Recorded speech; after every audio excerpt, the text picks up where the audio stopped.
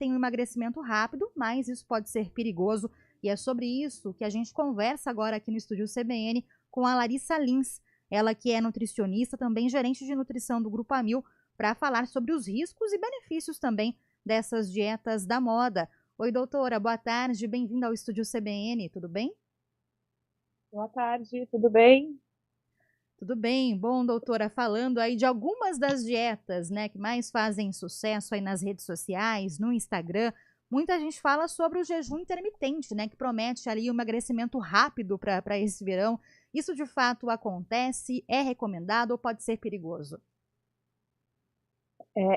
O jejum intermitente, a gente nem diz ele como uma dieta, né? A gente diz ele como uma Sim. estratégia mesmo de restrição calórica, que vai, de fato, sim, auxiliar na perda de peso, no controle de glicose no sangue.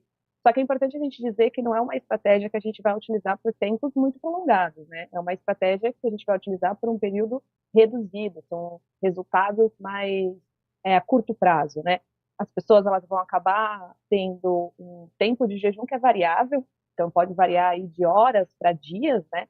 E os alimentos que eles vão poder consumir no período em que eles não estão de jejum, ele tem que ser muito bem calculado aí pelo nutricionista para que de fato você não tenha uma carência nutricional, que é um dos riscos do jejum intermitente, né? Você de fato ter uma carência nutricional de alguma vitamina, de algum mineral, por conta dessas restrições, e isso de fato ter alterações importantes aí no seu organismo e que necessitam, portanto, de um acompanhamento nutricional. Tem alguns alimentos que você pode consumir aí que não vão quebrar esse jejum, que a gente fala que são água, café e chá, e é evidente que seria esses alimentos sem a adição de açúcar, né? Existem alguns grupos de pacientes que a gente não recomenda o jejum intermitente, então é contraindicado, que seria então pacientes, crianças, gestantes, idosos, pacientes que têm alguma doença crônica, alguma doença grave, eles não vão se beneficiar com o jejum intermitente, então esses pacientes eles não têm indicação dessa dieta. O principal benefício dela, porque de fato você vai ter uma restrição calórica, porque a ideia é que o seu corpo utilize como fonte de energia outras fontes, você reduz aí a captação de glicose pela insulina, e isso vai acabar ocasionando aí um controle aí no peso dessas pessoas que acabam aderindo a esse tipo de dieta. Ou seja, doutora, jejum intermitente funciona de fato para perder peso, mas tem algumas restrições, tem que ter um acompanhamento, se possível, profissional, né? Perfeito. Não dá para a gente fazer jejum intermitente sem o acompanhamento médico e acompanhamento da nutricionista, porque de fato vai ter alguns riscos que não vale a pena. Então é melhor a gente ter o acompanhamento para garantir que de fato todas as necessidades nutricionais do indivíduo que está fazendo essa dieta, ela seja de fato atendida, né? E doutora, para quem, por exemplo, é diabético, essa é uma dieta que pode ser feita ou também entra aí nesse grupo de restrições? Tem pacientes que vão se beneficiar, sim. Então, quando você tem o controle, o acompanhamento com o nutricionista, de fato, para você ter esse estímulo, melhor, redução do estímulo da produção da insulina e, consequentemente, uma redução dos níveis de glicose no sangue, o paciente diabético ele pode se beneficiar. Mas é evidente que se esse paciente ficar com jejuns muito prolongados, aí a gente começa a ter outros riscos que é por conta mesmo da diabetes. Então, o paciente diabético, ele pode sim se beneficiar do jejum intermitente, mas precisa, com certeza, ser feito junto com um nutricionista para, de fato, consiga modular a resposta desse paciente para que não piore o quadro de diabetes dele, por conta do jejum muito prolongado. Agora, doutora, o jejum intermitente, ele pode causar também, além de uma perda de peso, uma perda de massa muscular também? Esse é um risco para quem faz esse tipo de jejum? Pode sim, principalmente se esse paciente não tiver uma dieta equilibrada no período ali na alimentação dele, e se for um paciente que, dependendo do nível de exercício físico que ele faz, então também não é recomendado. Então, por exemplo, pacientes que fazem exercício físico, a alimentação ela precisa ser é, estratégica no sentido de que, quando você faz exercício físico, você precisa de carboidrato, você precisa de uma fonte de energia, que normalmente é o carboidrato, logo antes do exercício. Então, fazer o exercício em jejum já não seria uma recomendação. Então, o jejum intermitente, dependendo do Certo. horário que esse paciente faz, vai impactar, sim, no estímulo da resposta que ele vai ter diante do exercício físico. Doutora, vendo também, né, as dietas, principalmente que são compartilhadas na internet, a gente vê muita gente falando sobre o glúten, né, que causa um inchaço ali, que pode causar uma inflamação no organismo. Muita gente fazendo dietas que cortam o glúten. Isso de fato é seguro? Funciona para todo mundo também? Ou isso é mito? Não é seguro, é mito. É evidente que existem algumas pessoas que vão se beneficiar. Então, o glúten, ele é uma proteína. E existem algumas pessoas que têm alergia a essa proteína, que a gente intitula como doença celíaca, né? Então, esses pacientes que têm doença celíaca, eles têm, de fato, uma resposta inflamatória ali no intestino quando eles consomem um alimento que tem glúten. Então, para esses pacientes, realmente não é indicado o consumo de glúten. Existem algumas pessoas que têm um certo nível de intolerância ao glúten, então existem relatos de pacientes que consomem o alimento com glúten e acabam sentindo uma distensão abdominal, então de fato eles se beneficiam com a restrição do glúten, mas todo o restante da população que não se enquadra nesses dois grupos, não há necessidade de você restringir o glúten. Então, ele é uma proteína que ela deve sim ser consumida na alimentação, junto com todos os outros alimentos, porque de fato para o indivíduo que não tem alergia ou não tem intolerância ao glúten, retirar esse item não vai trazer nenhum benefício para o paciente. Doutor, e a tal da dieta cetogênica, né, que é aquela que reduz bastante a ingestão de carboidratos, por exemplo, ela tem que ter um acompanhamento profissional? Funciona para todo mundo? A dieta cetogênica, mesma situação. Então, existem sim grupos de pacientes que serão beneficiados com essa dieta, mas novamente, não são todas as pessoas. A dieta cetogênica é uma dieta que é extremamente restrita, então você tem uma restrição de carboidrato bem importante. Então, a gente está falando de pessoas que vão consumir no máximo aí 50 gramas de carboidrato no dia. Se a gente for comparar, seria o equivalente, por exemplo, a um pão francês, por exemplo. Então, é uma dieta bem restrita, é uma dieta que vai ter impacto também no social dessa pessoa, porque fica muito difícil você sustentar essa dieta num ambiente em que você está com outras pessoas, em restaurantes e tudo mais. Qual é o objetivo da dieta cetogênica? Então, o nome ele provém, de fato, porque quando você tem a restrição desse consumo de carboidrato, você quer que o seu corpo ele entre numa situação que a gente chama de cetose. E é isso que dá o nome de cetogênica. Então, quando o paciente ele entra nessa situação de cetose, o corpo começa a utilizar a gordura como uma fonte de energia, em vez de utilizar as outras fontes, como carboidrato, enfim.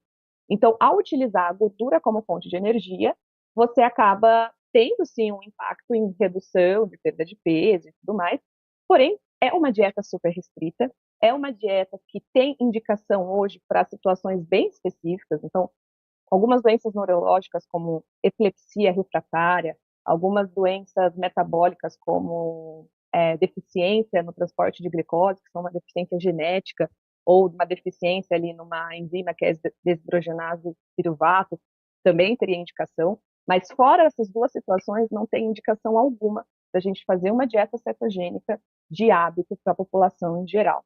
Porque, de fato, o custo fisiológico que você vai ter dessa restrição é muito alto. Até mesmo quando a gente, nessas indicações, quando você realiza a dieta cetogênica, a recomendação é que você também não realize por muito tempo, exceto depender se ele não está respondendo para as medicações. Mas até mesmo em quem é indicado, a gente precisa ter muito cuidado, porque de fato é uma restrição muito importante. Quando a gente compara, por exemplo, com a dieta low carb, na dieta cetogênica, se você consome no máximo ali 50 gramas de carboidrato, uma dieta low carb você consegue consumir até 200 gramas, e ela ainda é low carb. Então é quase 4 vezes mais do que você consome numa dieta cetogênica, e ainda assim é uma dieta low carb. Então, só para a gente ter uma ideia de que, de fato, a dieta cetogênica, ela é muito restrita e a gente precisa tomar muito cuidado com a adesão dessa dieta. Doutora Aline Ramalho dos Santos falando com a gente, nutricionista, citando aí as formas de dieta mais famosas, né, que a gente tem visto aí nas redes sociais. E doutora, você citou também a dieta low carb, né, independente da modalidade, seja aí para quem vai optar por uma dieta low carb, quem vai fazer um jejum intermitente, por exemplo, para iniciar qualquer tipo de mudança nos hábitos alimentares, né? É sempre importante, a gente reforça, o acompanhamento de um profissional, porque muitas vezes o que funciona lá para influenciadora, para blogueira, não vai funcionar para a pessoa que vai tentar copiar ali a mesma dieta, o mesmo cardápio, né? Corretíssimo. Então, para todos os pacientes, porque de fato não existe uma dieta generalista, né? A gente tem Sim. orientações gerais no sentido de mudança de hábitos. Então, faça exercício físico, mantenha uma boa hidratação, consuma vegetais, frutas, reduza alimentos industrializados. Mas isso são orientações gerais. Um planejamento individualizado, então, de fato, é um nutricionista avaliando individualmente a pessoa, com base na composição corporal, com base nas necessidades, com base no estilo de vida, com base no que esse paciente tem disponível na sua casa, se ele consegue, por exemplo, realizar as refeições em casa ou não, se ele consegue preparar ou não. Então, tudo isso vai impactar na decisão de quais serão as metas nutricionais desse paciente e, de fato, fazer um planejamento de cardápio que vai ser individualizado. Então, não tem como a gente generalizar um planejamento de cardápio, muito menos quando a gente fala de dietas restritas. Então, essas dietas que nós citamos de dieta cetogênica, dieta low carb, jejum intermitente, certamente ela é ainda mais individualizada. Então, o acompanhamento nutricional ele é primordial para a gente garantir que esse paciente ele vai sim ter todas as suas necessidades nutricionais atendidas e, de fato, ter uma resposta benéfica diante da adesão desse planejamento individualizado. Doutora, para quem está buscando agora aquele emagrecimento rápido, né? A gente está aí numa época de praia, piscina, para muita gente que está em férias, está indo viajar ainda nesse mês de janeiro, né? O emagrecimento rápido que muita gente busca, ele é seguro quando a gente fala em emagrecer de forma muito acelerada, aqueles desafios, né, para emagrecer em 7 dias. Isso já pode ser algo que vai trazer o emagrecimento, mas não é saudável. Exatamente. Então, se a gente pensa que, por exemplo, o ganho de peso, ele não é da noite para o dia. Então, o ganho de Sim. peso, ele vai sendo gradual, até que chega um momento que você percebe que ganhou uma quantidade X de peso. A perda de peso é a mesma coisa, só que ainda mais difícil. A gente sempre fala que ganhar peso é mais fácil do que perder. Sim. Uma perda de peso acelerada, o perigo dela, principalmente, é porque, além dela não ser sustentável, então provavelmente serão medidas extremas que vão ser tomadas para que você tenha uma perda de peso rápida. E a gente tem algumas situações em que você precisa ter uma perda de peso rápida. Então, por exemplo, quando a gente fala de um atleta de alta performance que está numa disputa, então ele vai ter uma luta, e aí, por conta da categoria de peso, ele precisa perder uma quantidade X para se enquadrar naquela categoria. É uma situação. Mas na população em geral, a perda de peso de forma repentina, abrupta, sem uma mudança genuína de hábitos alimentares, realização de atividade física, ela não é sustentável. Ela, de fato, vai fazer muitas vezes que você tenha uma perca de peso que não é à custa de gordura, então provavelmente você vai ter uma alteração de composição corporal, que essa perda pode ser por redução de hidratação, essa perda pode ser por redução de massa muscular e não necessariamente redução de peso com redução de gordura corpórea, que é, de fato, o objetivo. O que a gente quer reduzir é a gordura que a gente tem excessiva no nosso corpo, e não o contrário. Doutora, dá para a gente estipular, por exemplo, quanto seria seguro emagrecer em uma semana, por exemplo? Isso varia de pessoa para pessoa ou a gente consegue ter uma média ali do que é saudável para esse período de uma semana? Varia muito, porque de fato depende de qual é o estado inicial desse paciente. Então, se é um paciente que tem um estado, por exemplo, de obesidade muito significativo, a gente não vai ser tão ousado nessa perda de peso, porque a gente sabe que talvez a perda vai ser mais lenta. Quando a gente tem um paciente que está no estado de sobrepeso, a gente vai ter bastante cuidado, porque às vezes a perda de peso dele vai ser rápida, mas vai ser a custas de hidratação ou de massa muscular. E aí a gente só vai ter essa resposta com a avaliação antropométrica. Então, de fato, a gente não tem, por exemplo, um padrão. Falar, olha, o padrão é você perder 1 quilo por semana. Porque vai depender de muitas variáveis. Às vezes tem pacientes que têm uma dificuldade muito grande de adesão ao plano nutricional e você precisa fazer ajustes quase que semanais para que, de fato, ele consiga ter avanço ali na perda. Então, de fato, a gente não tem uma resposta exata para essa pergunta. O que a gente tem vai depender de qual é o estado inicial da pessoa, vai depender do quanto a pessoa está determinada a seguir o plano alimentar que a nutricionista passa para ela, e vai depender da resposta do corpo dessa pessoa diante do plano alimentar que ela está seguindo. Doutora, a gente está falando especialmente aí sobre alimentação, né, para perda de peso, mas é claro, também a atividade física é uma aliada em todo esse processo, independente do tipo de dieta que a pessoa faça, né?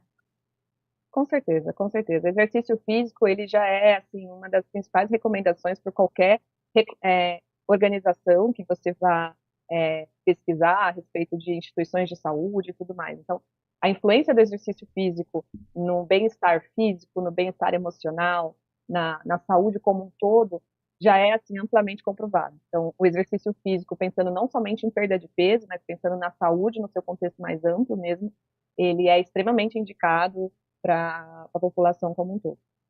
Doutora, uma outra estrela aí da internet também, quando o assunto é dieta, faz muito sucesso, são aqueles kits, né, com chás que desincham. Isso também é mito? Pode ajudar de alguma forma nessas dietas e perda de peso? Como é que as pessoas podem se beneficiar aí dos chás também para essas dietas? São muito comuns, né? A gente vê muitas pessoas Sim, que aderem aí a esses chás, né? O que de fato acaba ocorrendo é de fato modificando muito a hidratação do indivíduo. Então a gente tem muitos chás que eles são extremamente diuréticos, então eles estimulam de fato que o paciente tenha uma diurese muito mais intensa. E isso de fato vai promovendo sim uma perda de peso para esse paciente, mas que não é à custa de composição corporal, é à custa de hidratação mesmo. Então, de fato, é uma estratégia que vai ter uma resposta rápida, mas que não é uma resposta sustentável e nem saudável. Então, os chás, eles não vão trazer num consumo adequado, não vai trazer um malefício. É claro que a gente tem algumas ervas que a gente precisa tomar muito cuidado, então, ervas que não são muito comuns, a gente precisa tomar um cuidado, porque a gente sabe que existem algumas plantas que podem sim ter um efeito maléfico, mas as tradicionais, as conhecidas, não teria nenhum problema. Mas também a gente está comentando de quando você tem um consumo normal. Então, você tem um consumo ali 1, 2 vezes por dia de uma quantidade habitual. Tem uma quantidade de 1 xícara, 2 xícaras, não quantidades muito além disso. Quando você tem um consumo excessivo dessas ervas, assim como de qualquer outro nutriente, certamente uma toxicidade ela pode sim surgir aí por conta desse consumo excessivo. o tal do chá de hibisco, né, doutora, que é um dos famosos aí nas dietas, ele pode trazer algum risco? Não vai trazer risco se você.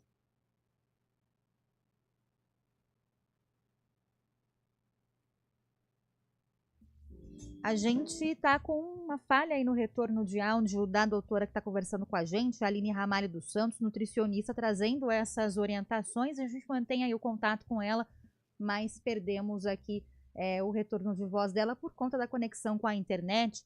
Mas, de qualquer forma, a gente já caminhava aí para os momentos finais, né, da entrevista com a doutora Aline Ramalho dos Santos. Aliás, ela está conosco novamente. Doutora, nos ouve? Sim, sim, perfeitamente. Tivemos uma pequena falha aqui de conexão, mas eu te perguntava sobre o chá de hibisco, né, para encerrar, se ele é seguro ou se pode ser perigoso também nessas dietas. Sim, pode ser consumido, não há problema, mas dentro de uma quantidade habitual, então não ter consumos excessivos, consumir aí no máximo uns 200 ml, 150 ml no máximo aí por dia, e também ele vai ter esse efeito diurético que eu acabei de comentar, né? Então ele vai ajudar de fato a intensificar a diurese, isso vai sim ter um impacto no peso, mas que não é um impacto que vai ser sustentável se for uma medida. Bom, agradeço aqui a participação da doutora Aline Ramalho dos Santos, ela que é nutricionista, falando com a gente sobre as dietas famosas aí na internet, redes sociais, principalmente nesse período em que muita gente quer emagrecer rápido para o verão. Isso pode ser perigoso, tem que ter um acompanhamento, como a doutora trouxe aqui para a gente. Agradeço mais uma vez a participação. Agora, 3 em ponto, a gente faz uma pausa para o intervalo também para o repórter CBN.